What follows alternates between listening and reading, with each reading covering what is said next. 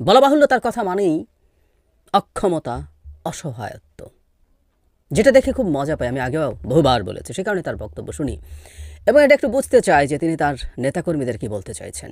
এবার অবশ্য একটা কল রেকর্ড যেটা উনি ফাঁস করিয়েছেন, ফাঁস করানো নিয়ে এগুলো, সেটায় একটা আশার বাণী আছে তার কর্মীদের প্রতি। কোনো একজন কর্মী তাকে ফোন করেছেন, আমি মন্তব্যে অডিও কলটা দিয়ে দেব। তিনি যৌথ বাহিনীর অভিযানের কথা বলছেন এবং এটা গোপালগঞ্জের। আমি মনে করি, আমি সরকারের দৃষ্টি আকর্ষণ করছি, গোপালগঞ্জে সবচেয়ে কঠোর অভিযানটা চলা দরকার। এখানেই আওয়ামী লীগের লোকজন ভয়ঙ্কর বাড়াবাড়ি করছে, একটার পর একটা ঘটনা ঘটিয়েছে। সর্বশেষ পুলিশের গাড়িতে হামলা করেছিল তারা। স্বাধীন গোপালগঞ্জ বাংলাদেশ মেনে নেবে না, আওয়ামী গোপালগঞ্জ। আইনের সিস্টেম মেনে, আইনি কাঠামোর মধ্যে মানবাধিকার রক্ষা করে অপরাধীদের ধরতে হবে। বহু অপরাধী সারা দেশ থেকে গিয়ে ওখানে পালিয়ে আছে বলে ভাবার যথেষ্ট কারণ আছে। যাই হোক, সেখানকার একজন কর্মী ফোন করেছিলেন, যৌথ বাহিনী অভিযান চলছে, তারা বাসায় থাকতে পারছেন না। বাসায় থাকতে বছরের পর বছর 1.5 দশক বহু মানুষকে দেননি আপনারা। এখন অপরাধ করেছেন, জেলে থাকতে না চাইলে বাসায় থাকতে পারবেন না, এটা খুব স্বাভাবিক। আমাদের অফিস থেকে 6 জনকে ধরা হয়েছে, সেটা জানালেন শেখ হাসিনাকে। শেখ হাসিনা তখন স্বাভাবিকভাবে ক্ষুব্ধ হন এবং অক্ষমের ক্ষুব্ধতা বেশি হয়, এটাই স্বাভাবিক। তো তিনি ক্ষুব্ধ হয়ে বলছেন ওখানে জামায়াত বসিয়েছে, পুলিশের কথা, বিএনপি বসিয়েছে এবং যারা সুদখোরি ইউনূসের কথা শুনে এগুলো করছে তাদের মহা ঝামেলা আছে পরে। সবার নাম টুকে রাখতে বলছেন এবং তিনি দেখে নেবেন। আশার কথা কি বলছেন সেটা পরে আসছি। তো দেখে নেবেন সবাইকে। এর আগের বার তিনি এসে এগুলো করেননি, উনি দেশের উন্নয়ন করেছেন। 8-9 ক্ষমতায় এসে শুধু উন্নয়ন নিয়ে ব্যস্ত ছিলেন। তার মানে আগেও তার নেতাকর্মীদেরকে অনেক অত্যাচার নির্যাতন হয়েছে, উনি প্রতিশোধ নেননি। এবার উনি শিক্ষা দেবেন, দেখে নেবেন।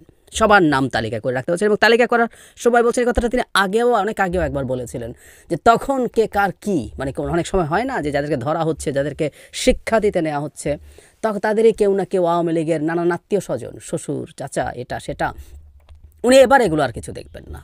আগের বার উনি এটা দেখে ভুল করেছেন, টোনটা এরকম। এবার উনি শুধরেছেন গদি হারিয়ে, সুতরাং এবার তিনি আর কোনো রকমভাবে ছাড় দেবেন না। তার ছাত্রলীগের লোকজন, আওয়ামী লীগের লোকজনের উপরে যারা এসব করতে চায় তাদেরকে তিনি দেখে নেবেন। একটা পর্যায়ে এসে তিনি বলছেন, এই সরকার আর কতদিন আছে, 1 মাস টেকে কিনা দেখো। এই কথাটা তিনি রিপিটেডলি বলেছেন 2 বার। এই সরকার আর 1 মাসও টিকবে না। গতকাল বা গত 2 দিন ট্রাম্পের পরিস্থিতিটিতে আমরা দেখলাম, আওয়ামী লীগের যে আশা ভরসার স্থল ছিল, যে জায়গা ছিল, রীতিমতো আওয়ামী লীগের লোকজন আমেরিকায় যারা আছেন তারা মোদির নামে স্লোগান দিয়েছেন, তাদের প্ল্যাকার্ড হাতে নিয়ে স্লোগান দিয়েছেন, এতটা নিচে তারা নেমেছেন।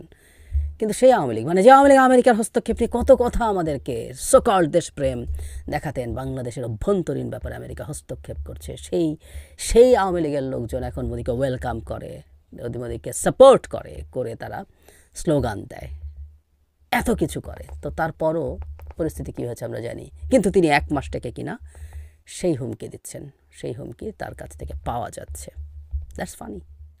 তবে তার এই ফোন কল ফাঁস করা একটা জিনিস আবার বোঝা গেল, সেটা হলো তিনি এতদিন বেশ কিছুদিন হলো তিনি রীতিমতো ঘোষণা দিয়ে বক্তৃতা করছিলেন বিভিন্ন ফোরামে। কখনো কখনো কেউ সত্যি একত্র হয়েছে, সেখানে তিনি তার বক্তৃতা করেছেন, সেটা শোনানো হয়েছে। কখনো কখনো ওয়েবিনারে হয়েছে, 2-3 জনের কনভারসেশনে হয়েছে, কখনো কখনো অনেক মিলে একটা অনলাইন মিটিংয়ে হয়েছে। কোনো না কোনো ফর্মে বক্তৃতা করছিলেন তিনি। এবার আবার ফোন কল ফাঁস করালেন। তার মানে এই বক্তৃতাবাজি বন্ধ হচ্ছে কিনা সেটা আমাদের খেয়াল রাখতে হবে। ঘোষণা দিয়ে এই বক্তৃতা করা ভয়ঙ্কর ব্যাপার ছিল এবং সর্বশেষ তিনি যেটা করেছেন 5 ফেব্রুয়ারি, তার যে প্রভাব বাংলাদেশে পড়েছে সেটা শেখ হাসিনা কেয়ার করেন আমি মনে করি না, কিন্তু সেটা নিয়ে বাংলাদেশ সরকার যেভাবে প্রতিবাদ করেছে ভারত সরকারের কাছে, সেই প্রতিবাদ কাজ করেছে কিনা সেটা আমাদের একটু দেখতে হবে।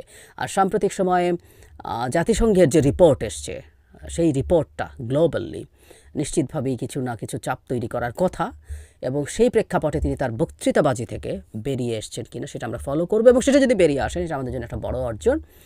আর এই ফোন কল লিক করার ব্যাপারটাও আমার মনে হয় আস্তে আস্তে পরের ধাপে করতে হবে। আসলে ওনাকে বাংলাদেশের অভ্যন্তরে কোনো না কোনো ফর্মে কোনো না কোনো উস্কানি দেওয়া থেকে দূরে থাকতে হবে, সেটা বন্ধ করতে হবে। এটা আমাদের চূড়ান্ত টার্গেট হওয়া দরকার, চূড়ান্ত টার্গেট হওয়া জরুরি। আমরা আশা করি আমাদের সরকার সঠিক লাইনে আছেন শেখ হাসিনা প্রশ্নে, এবং জনগণ তাদের পেছনে আছে। এটা সবচেয়ে ইম্পর্টেন্ট। একটা সরকার তার ফরেন পলিসিতে কোনো কিছু ইমপ্লিমেন্ট করার জন্য যদি জনগণকে পাশে পায়, সেটা করা তার জন্য সবচেয়ে সহজ হয়, সবচেয়ে ভালো হয়।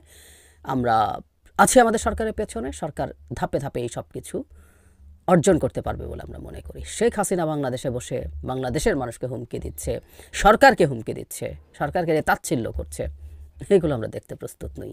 আবার একটা পাল্টা ব্যাপার আছে, দেখতে ভালোও লাগে। ওই যে বলেছিলাম, এগুলো প্রত্যেকটা অসহায়ত্ব, অক্ষমতা। নেতাকর্মীকে উজ্জীবিত রাখতে হবে, তাই 1 মাস থেকে কিনা দেখো, এই ধরনের কথাবার্তাও তাকে আসলে বলতে হচ্ছে।